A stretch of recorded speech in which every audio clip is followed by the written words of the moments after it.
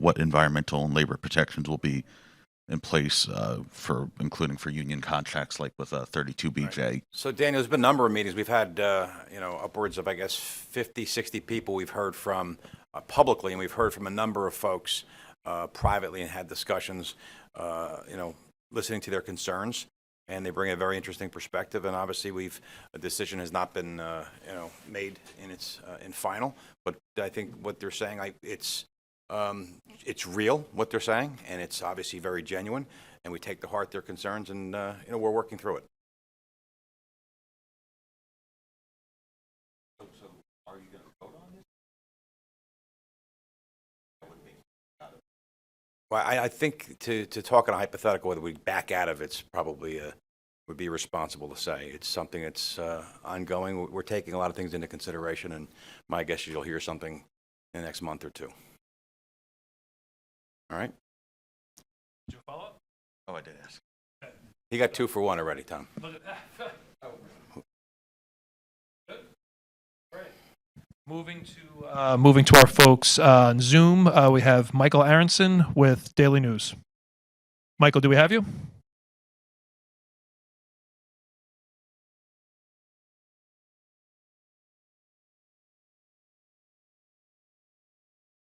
Michael, do we have you there? We will move on to Larry Higgs with NJ.com. Larry, you have the floor. Hi, can you hear me now? Yes, Larry. Okay, thanks. I have a question regarding 2 previous investigations the Port Authority was doing. I wanted to find out either what the findings were or what the current status is of the investigation into airport concession prices and also the Path Christopher Street air quality. Well, let me take them one at a time, Larry. The IG's investigation, of the airport pricing policy is still ongoing, but we expect it to be concluded in the very near future. On the Christopher Street air quality, that also is still being pursued. We've done quite a few tests. What I'd have to say, Larry, is I'll look into it, and why don't you get back to you? I'm actually not certain of the exact status of that investigation. Okay, and as a second question, how do the positive Q1 performance numbers affect the overall projection for revenue losses due to COVID? Hey, Larry, you drowned out the first part of your question. Can you repeat that, please? Sure. How do the positive Q1 performance numbers affect the projections for losses due to COVID-19? Are you talking about the revenue projections, Larry? Correct.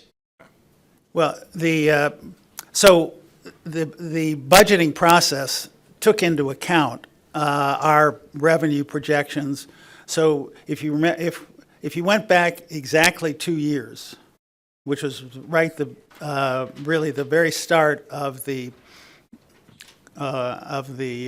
crisis, we projected that for 24 months, actually ending March 31st of 22, we would experience a $3 billion revenue loss. And we have reported quarter by quarter, year by year, whether our revenue projection in terms of revenue loss was in fact materializing.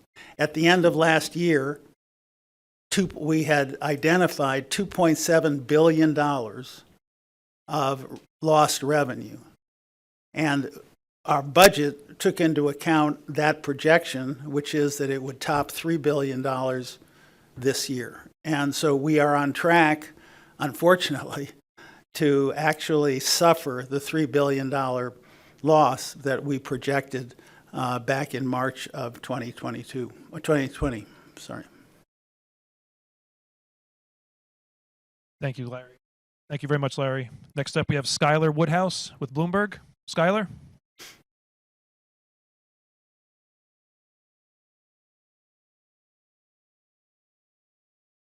Do we still have you, Skylar? Okay, we will move on to Brian Hennell with New York. Zach Griff with the Points Guy. Zach, the floor is yours. Hey, can you hear me? Yes. Oh, this is Skylar from Bloomberg. Sorry about that. Oh, You're good, Skylar. Go ahead. okay. Sorry for the technical problem. Still can't figure out how to work Zoom.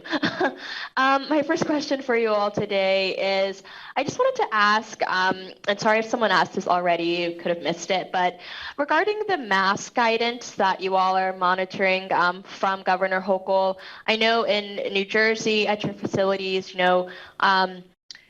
masks are no longer required, but at your New York facilities, they still are under Governor Hochul's order. So what are you guys hearing from her office in terms of, a possible threshold for that mask mandate to be lifted? And kind of how did you come to this decision with splitting your mask decision?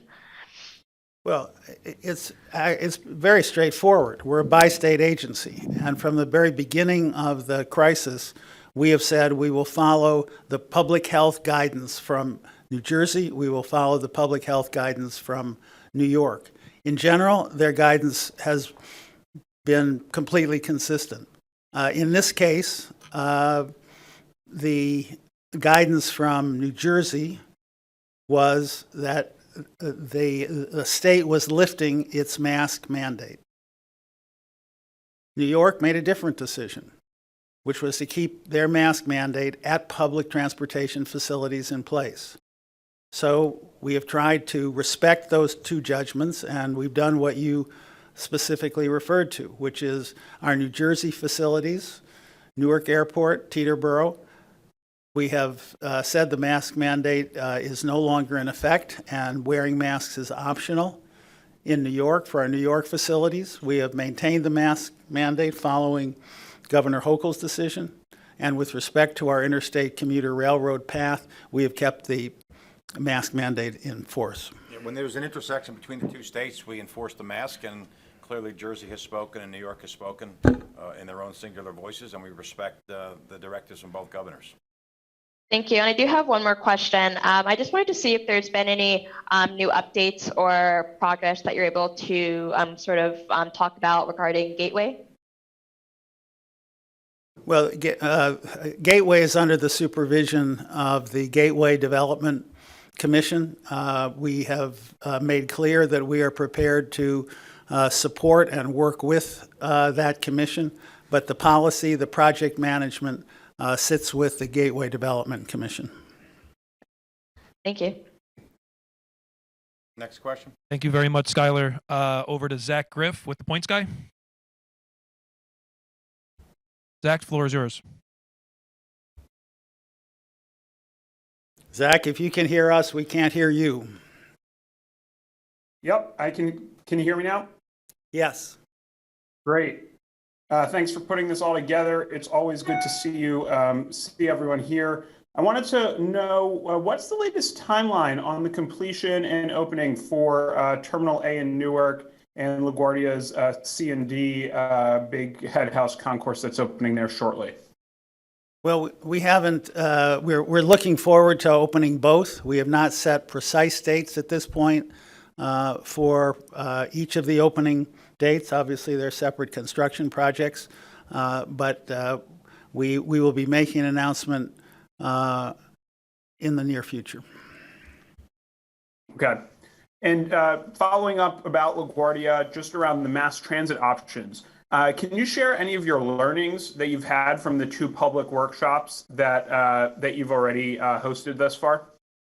Well, we're not going to do this piecemeal. What I can tell you is that an enormous amount of work is underway in terms of analyzing each of the 14 alternatives. We have multiple expert consultants who have been generating analyses, figures, calculations. We've got 10 criteria. We're employing them, and we're pushing it forward as fast as we can. But we're putting quality over the timing. So at this point, our goal continues to be to do this as expeditiously as possible, but I don't think at this point I would put a date on the endpoint. Thanks. Thank you, Zach. I think we should have Michael Aronson from Daily News on. Michael, do we have you?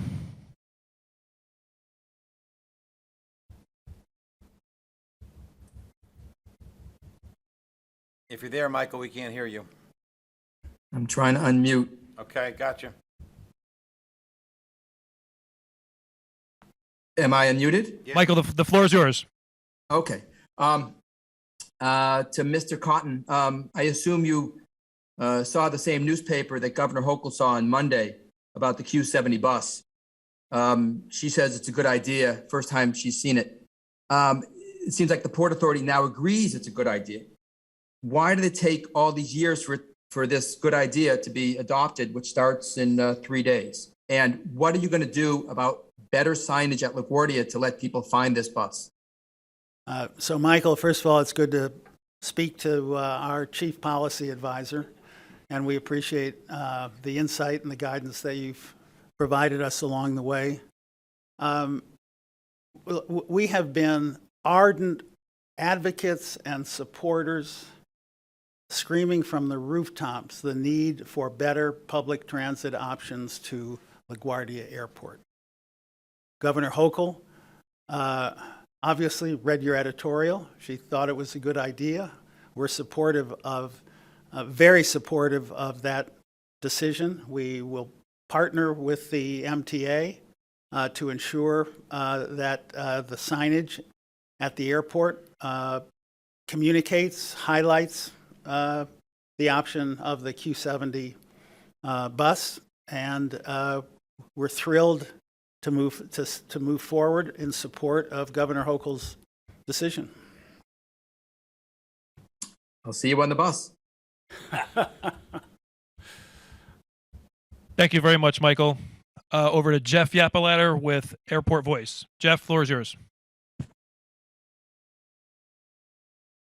Good afternoon, gentlemen. How are you all? Hey, Jeff, how you doing? Hi, Jeff. Hey, this is a little larger economic question. It was reported today, all the profits in all the corporations. Cargo through both the airport and through Seaport has been tremendous, as you pointed out, board meeting after board meeting. Now, obviously, we know a lot of this stuff is coming in, which is accounting for a lot of good money in revenue. Do you know what the breakdown is between export and import over the last year? Any idea about that? And do you keep track of that? We'll have to get back to you on that, Jeff. We'll get back to you. The big picture here is that imports significantly exceed exports, but we'll get you that data, Jeff. Yeah, thanks. It's just that it seems like everybody wants now to get more exports so that we can get our country to, build up our manufacturing as well. So thank you for that, and I'll wait for it. Right. Thank you, Jeff. And just one final question from Dan Munoz. Follow up. I don't believe you spoke to the Amazon Workplace Safety Report. Any reaction to that? If that warrants giving pause to the deal negotiations between Amazon and the Port Authority? Yeah, listen, it's compelling testimony that we're hearing from the individuals who have worked for Amazon firsthand, and the statistics they're throwing out there about the workplace injuries are obviously eye-opening in some respects. So listen, this is a constant collection of information that we continually go through, and again, you'll hear from us hopefully in short order. That concludes the Q&A. Thank you very much, everyone.